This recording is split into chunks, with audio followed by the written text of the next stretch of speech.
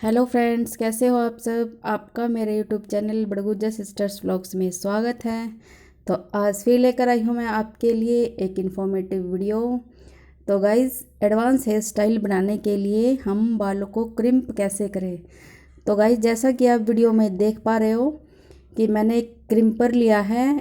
मेरा क्रिम्पर वेगा का है।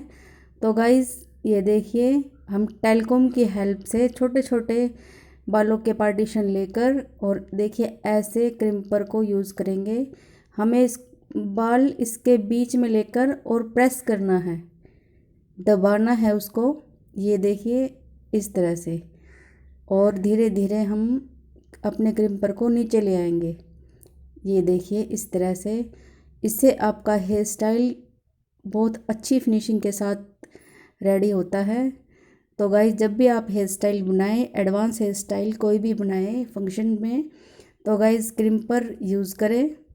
इससे आपको एक बहुत अच्छा फिनिशिंग के साथ हेयर स्टाइल मिलेगा गाइस।